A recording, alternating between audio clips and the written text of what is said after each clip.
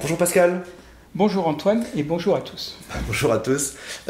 Tu es psychologue, thérapeute de couple, conseiller conjugal. Voilà, je te présente. Et médiateur familial. Tu t'as présenté parfaitement. J'ai une question qui revient très souvent, c'est peut-être même la question numéro 1 qu'on pose. Comment faire pour gérer une relation à distance ? Est-ce qu'on a toujours vécu dans cette relation à distance ? Oui. C'est-à-dire, est-ce que notre rencontre était déjà à distance ? Est-ce que l'autre était à Toulouse et moi à Paris ? Oui, parce que ça peut changer. On peut s'être connu à distance et après ça, c'est pas la même chose. L'inverse. Hein ? Donc si on a toujours vécu à distance, eh bien peut-être que le rapprochement à un moment donné, c'est-à-dire si l'un et l'autre font leur mutation, le couple va peut-être pas tenir. Parce que tout changement met le couple en difficulté et en complication.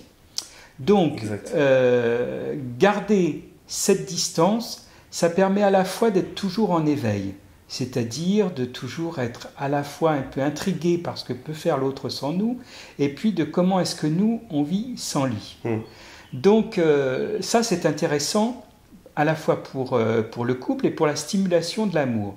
Mais il ne faut pas qu'il y ait non plus trop d'angoisse, trop de jalousie, trop d'intrusion, trop d'enquête autour de ce que peut faire l'autre quand il n'est pas là. Parce que si, par exemple, tu appelles à heure fixe l'autre, et qu'un jour, malheureusement, il n'est pas là, tu vas dire « Ah merde, qu'est-ce qu'il fait ? Où il est ?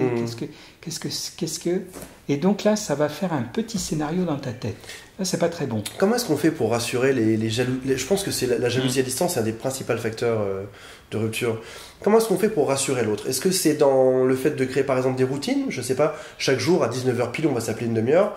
Est-ce que c'est dans un message spécifique à faire passer ? Est-ce qu'il faut écouter les peurs de l'autre et les maîtriser comme ça ? Alors je crois que c'est important d'écouter les peurs de l'autre, de surtout pas aiguiser justement la jalousie chez l'autre, mais au contraire essayer de l'apaiser, cette jalousie, par des mots. Donc pas dire tiens, un tel m'a dragué aujourd'hui, Exactement. etc. Ça, c'est pas très positif. Mais si on peut dire à l'autre tu me manques, mais au fond j'espère que tu vis des belles choses, de se réjouir quand l'autre fait du jardinage ou quand l'autre est allé au cinéma et de pouvoir se raconter des tas de choses qu'on a fait l'un sans l'autre et des tas de choses qu'on pourra refaire après l'un avec l'autre, ça me paraît plutôt positif. J'ai l'impression que la distance crée des distorsions dans le couple. À la fois on monte très haut parce qu'il y a du manque, on est excité de se revoir, de passer que les bons moments ensemble, de s'envoyer peut-être de redécouvrir par des petits messages coquins, etc. Et en même temps ça crée un froid parce qu'on loupe tout le quotidien de l'autre.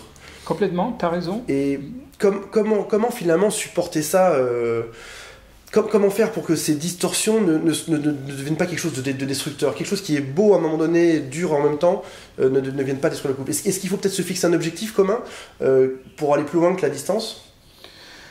Peut-être que c'est important de pouvoir ne pas se mettre dans l'idée que être toujours avec l'autre, c'est ce qu'il y a de meilleur, mais de pouvoir accepter la situation comme elle est.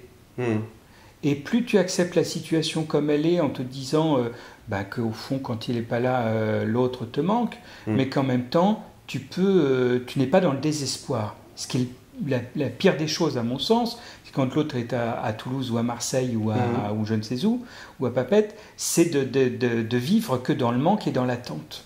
Donc ne pas vivre dans le manque et dans l'attente. Donc il faut que cette situation à distance soit une situation agréable au quotidien. Oui, alors en même temps, quand tu dis agréable au quotidien, on peut avoir le sentiment que l'autre ne te manque pas. Or, ce n'est pas parce que c'est agréable que ça ne nous manque pas et que l'autre ne nous manque pas. Mais je réalise, pendant que tu me parles, que mes amis qui marchent à distance sont des gens qui tolèrent complètement ce quotidien à distance.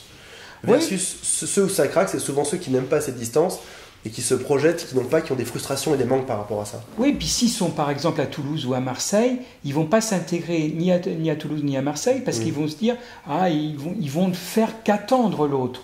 Alors c'est important justement quand tu es ailleurs de pouvoir te trouver tes amis à toi qui seront peut-être les amis qu'on pourra partager, mais ce n'est pas obligatoire cette histoire. Merci beaucoup pour ces conseils, à bientôt. Merci Antoine, au revoir. Au revoir.